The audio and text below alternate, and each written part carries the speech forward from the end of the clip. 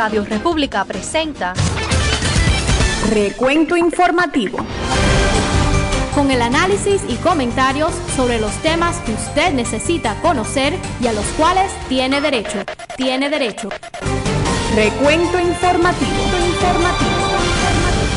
Saludos amigos, bienvenidos a Recuento Informativo. Gracias por estar en sintonía con esta revista de informaciones y comentarios que llega a ustedes a través de las ondas de Radio República, voz del Directorio Democrático Cubano.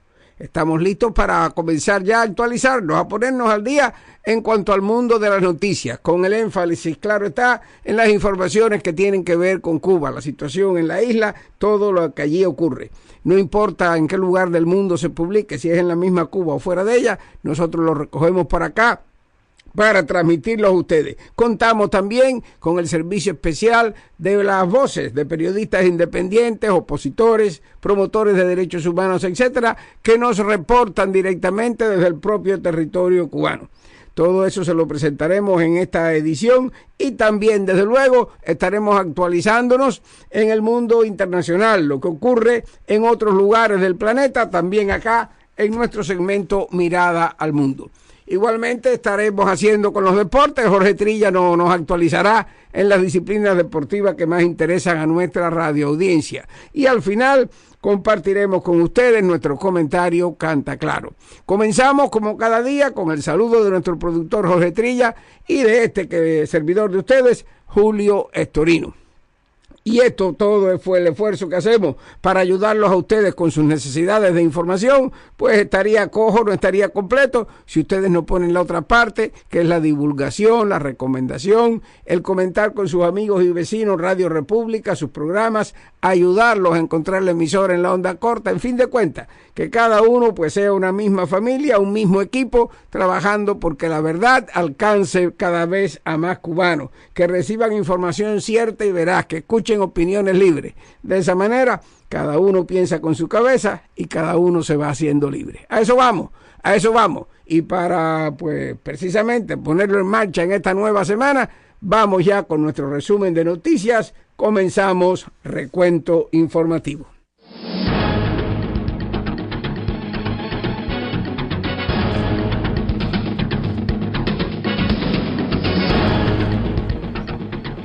Y aquí tenemos los titulares de las noticias más importantes. Continúan sin lugar donde vivir más de un centenar de núcleos familiares cubanos que quedaron sin vivienda cuando se derrumbó en el pasado mes de febrero un edificio de 3 pisos en la calle Oquendo. El régimen castrista dice haber ocupado 220 embarcaciones y dice que ha puesto multas por 500,000 pesos a pescadores furtivos. Represión contra el cubano que trata de ganarse la vida. Alarma en Camagüey por la fuerza y capacidad de propagación de nuevo incendio forestal. La dictadura le duplica el salario a los médicos. Ahora estarán ganando el equivalente de $61 al mes, el más bajo del mundo. Estados Unidos ha aclarado que no dará nada a cambio de que Uruguay acoja a los presos de Guantánamo. Opositor denuncia haber recibido amenazas de muerte de parte de un oficial castrista retirado. De luto la democracia en el mundo ante la muerte de Adolfo Suárez, el primer presidente de la democracia española. Una fiscal venezolana admite que han ocurrido excesos policiales en protesta. Celia Cruz inaugura el Paseo de las Leyendas en el legendario Teatro Apolo de Harlem. En cuanto a las noticias internacionales, tendremos por acá que comunicadores, periodistas, fotógrafos y otros miembros de la prensa se congregan para protestar en favor de la libertad de expresión en Venezuela. Ucrania y la posible expulsión de Rusia del G8 centran la cita internacional de La Haya. Elogios en España, ya hablamos de esto, al fallecido expresidente de gobierno Adolfo Suárez. En las noticias que nos llegan directamente de Cuba tendremos para ustedes una declaración del Frente Nacional de Resistencia Cívica Orlando Zapata Tamayo. En los deportes, el Atlético de Madrid es el nuevo líder en el campeonato español después de la derrota del Real Madrid ante el Barcelona en controversial partido. En el béisbol, comenzó la temporada oficial de Grandes Ligas con 2 juegos. en Sydney, Australia. En el segundo juego de ayer, el cubano Yaciel Puig disparó 3 imparables. Los detalles tan pronto regresemos.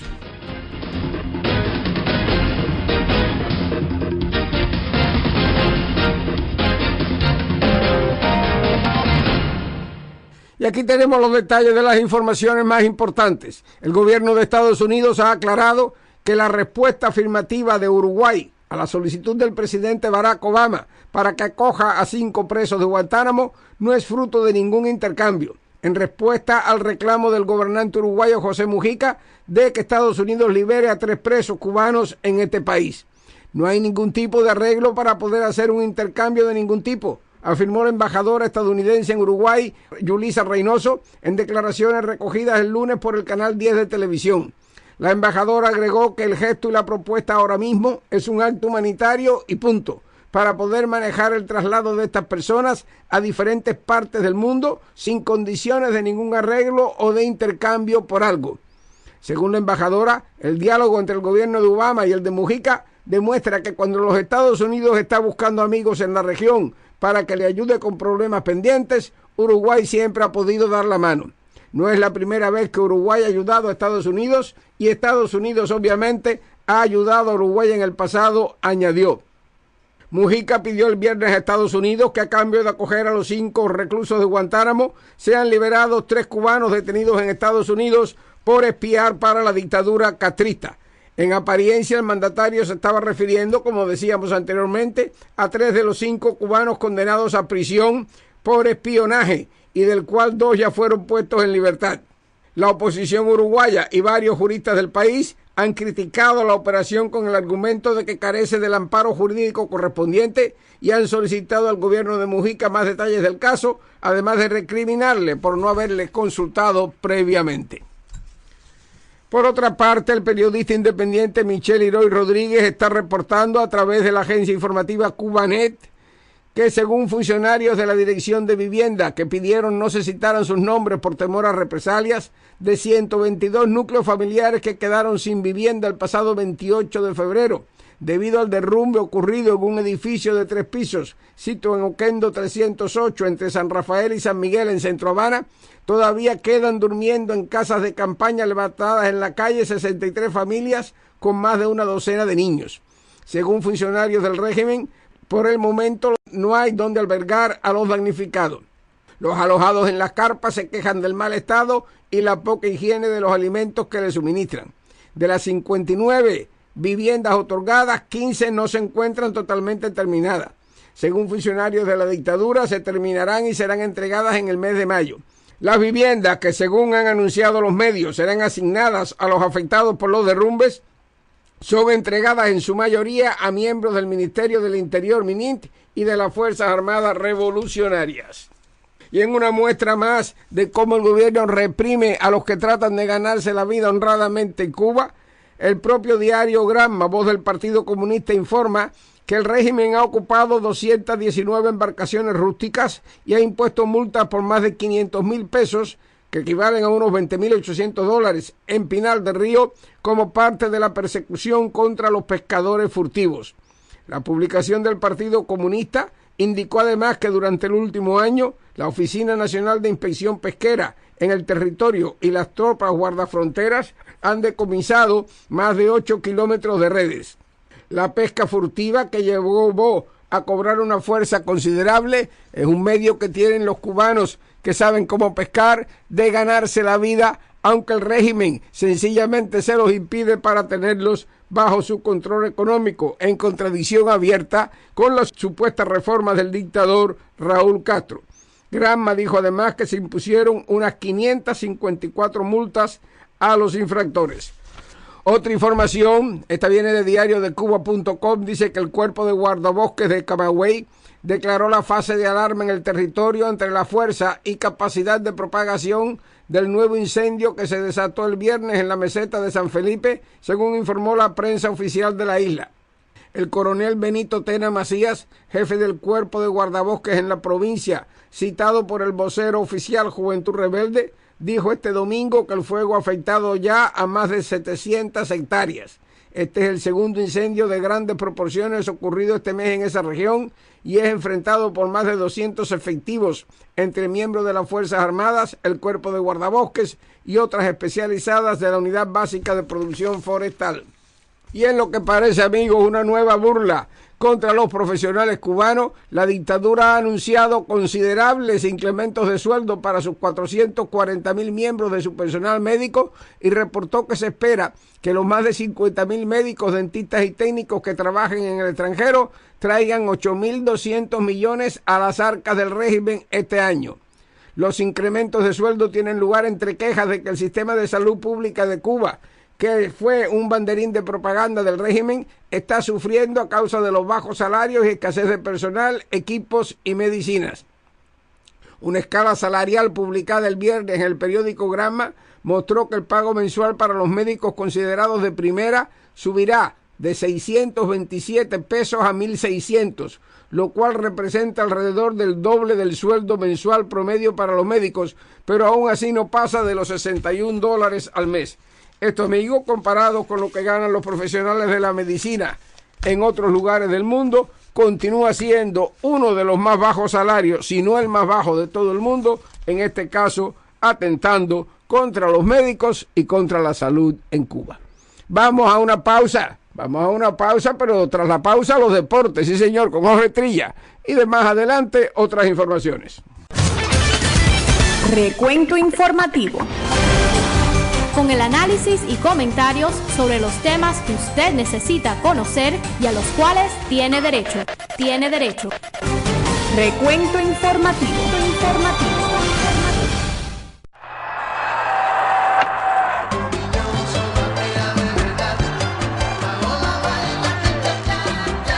Recuento deportivo. Saludos amigos, para ustedes noticias y comentarios del maravilloso mundo de los deportes. Vamos al fútbol. El Barcelona, guiado por un triplete de Leo Messi, venció 4-3 al Real Madrid este domingo en la Liga Española, en un partido donde los blancos jugaron con 10 desde el minuto 65 por la expulsión de Sergio Ramos. Andrés Iniesta consiguió el otro gol del Barça, mientras que por el Madrid Karim Benzema anotó 2 y Cristiano Ronaldo 1 de penal. Ahora bien, el Real Madrid llevaba claramente la iniciativa del clásico cuando el árbitro Undiano Mayenko decidió poner su nota personal y una vez más su arbitraje fue mediocre, por no decir parcializado. Cierto es que Mayenko vio penalti de Alves a favor del Madrid, donde solo hubo una falta al borde del área, pero poco después echó al traste lo que hasta ese momento había sido un portentoso partido, pitando un penalti inexistente a Neymar de Sergio Ramos, que además terminó en expulsión por roja directa al defensa blanco y dejó al Madrid con 10 jugadores. Cabe destacar que esta jugada sobre Neymar viene de un desmarque en fuera de juego del brasileño, por lo que la jugada debió ser anulada desde un principio. El nuevo líder del campeonato español es el Atlético de Madrid, que ganó 2-0 al Betis y tiene 70 puntos, los mismos que el Real Madrid, por detrás de su vecino, por una peor diferencia de goles en sus duelos particulares. El Barça marcha tercero con 69 y amigos, lo cierto es que la liga se ha puesto al rojo vivo. Y nos vamos al béisbol. Ya comenzó oficialmente la temporada de Grandes Ligas y lo hizo en Sydney, Australia. Ayer domingo el cubano Yasiel Puig conectó 3 imparables y remolcó 2 carreras y los Dodgers de Los Ángeles derrotaron 7-5 a los Cascabeles de Arizona para llevarse los 2 partidos de la serie entre ambos equipos. Un campo de cricket de 162 años de antigüedad se convirtió en estadio de béisbol y casi 80,000 aficionados asistieron a los 2 encuentros. Y una buena noticia, amigos, Aroldis Chapman, con ambos ojos amoratados, pero con una amplia sonrisa, volvió ayer domingo al vestuario de los Rojos de Cincinnati, 4 días después de ser impactado en el rostro por un batazo de línea. Me siento mejor de lo que esperaba, declaró el cerrador cubano, quien fue operado el jueves tras sufrir la fractura de un hueso encima del ojo izquierdo, luego que en la noche previa fuera alcanzado por un batazo. Chapman dijo que más le afectó saber que podría estar un par de meses sin lanzar y agregó que se sentía abrumado por todo el aliento y solidaridad que recibió de otros muchos jugadores, entre ellos los peloteros cubanos, en Estados Unidos. Y ya nos despedimos, amigos. Queden en sintonía con Recuento Informativo. Hasta la próxima.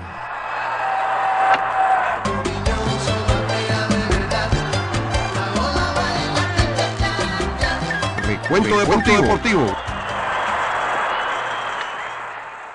Y aquí tenemos otras informaciones para ustedes. El servicio informativo Cubanet, a través de él el periodista independiente Luisino Álvarez, reporta que Juan Francisco Mustelier, integrante del Partido Democrático 30 de noviembre Fran País, quien reside en el reparto eléctrico Arroyo Naranjo, informó que el lunes 17 de marzo fue amenazado de muerte por un oficial retirado de las FARC, vecino suyo, con el cual sostuvo un altercado.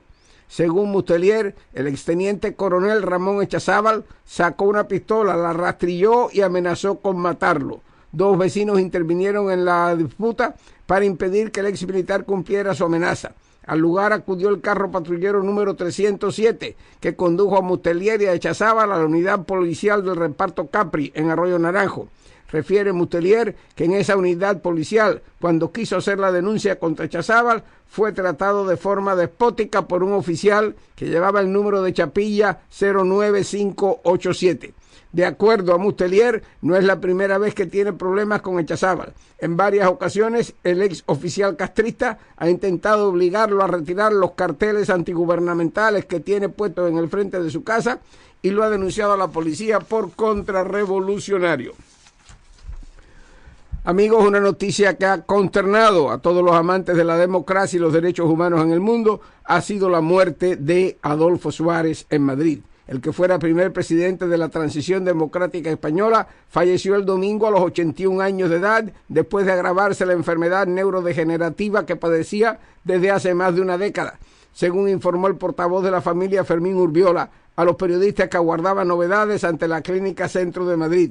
La salud del expresidente se había deteriorado en los últimos días y su hijo, Adolfo Suárez Illana, había anunciado el viernes que el desenlace era inminente. En el día de hoy se le han rendido a Adolfo Suárez los más altos honores de la nación española, con la propia presencia del rey, toda la familia real, todos los ex primeros mandatarios de España y una multitud del pueblo español que le rinde tributo al hombre que salvó la democracia y la unidad de España tras el fallecimiento del dictador Francisco Franco. Vamos ahora, amigos, a escuchar lo que nos dicen desde Cuba los periodistas independientes, dirigentes opositores, etcétera, que nos reportan directamente desde allá. Adelante, las voces de Cuba. Declaración.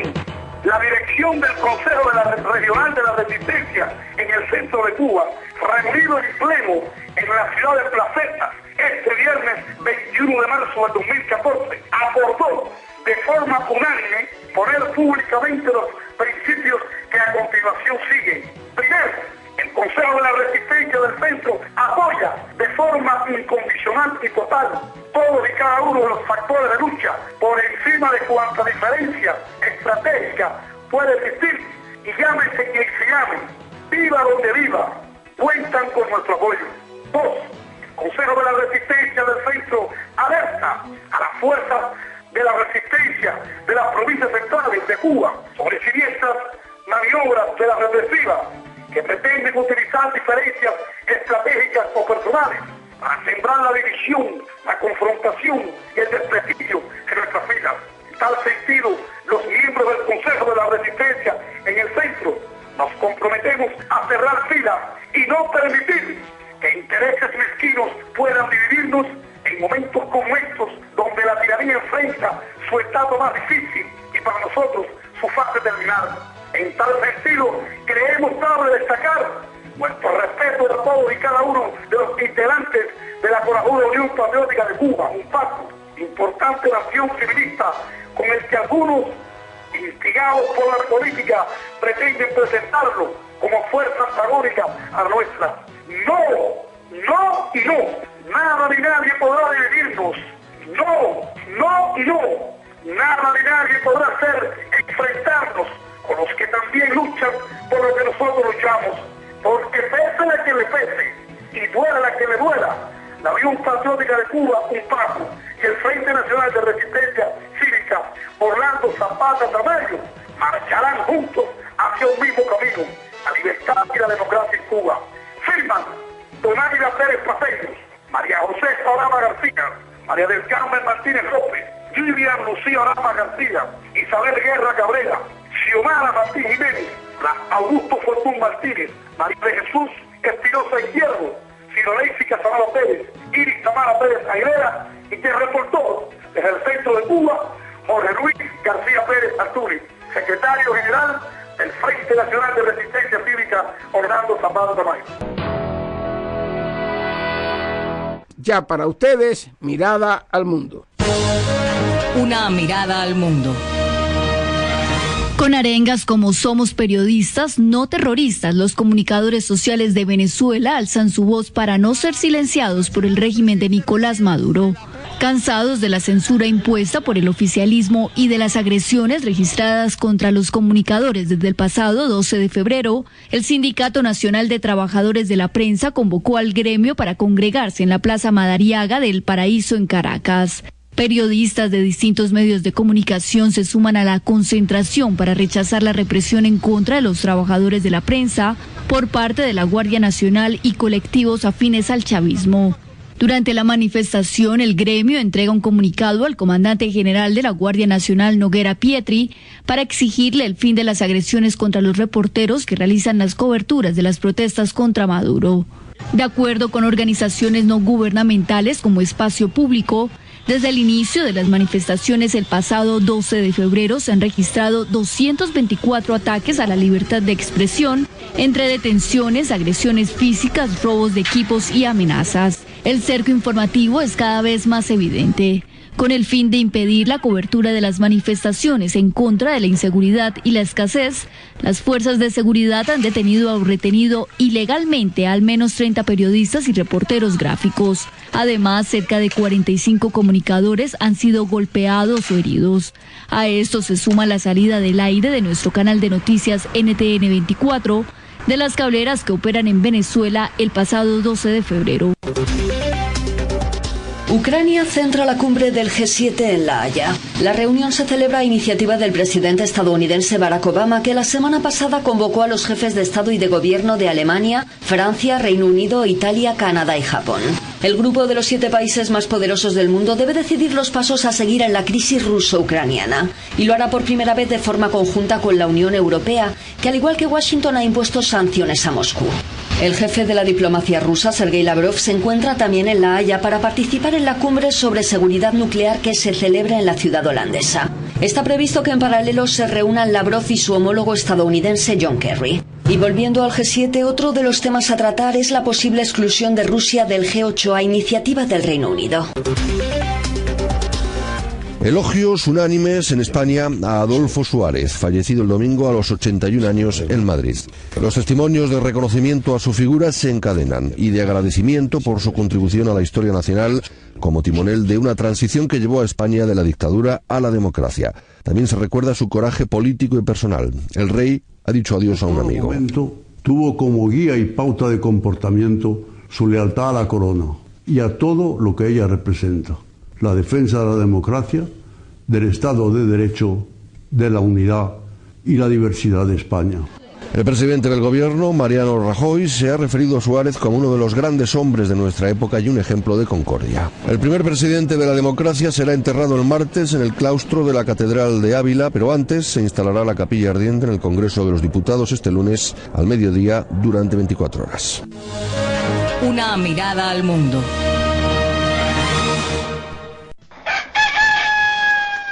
Y ahora en Radio República, Canta Claro, un comentario de Julio Estorino. Los hombres y mujeres de buena voluntad alrededor del mundo, los que entienden, como dijera Benito Juárez, que el respeto al derecho ajeno es la paz, y los que saben que la base de la convivencia es el respeto mutuo, están de luto.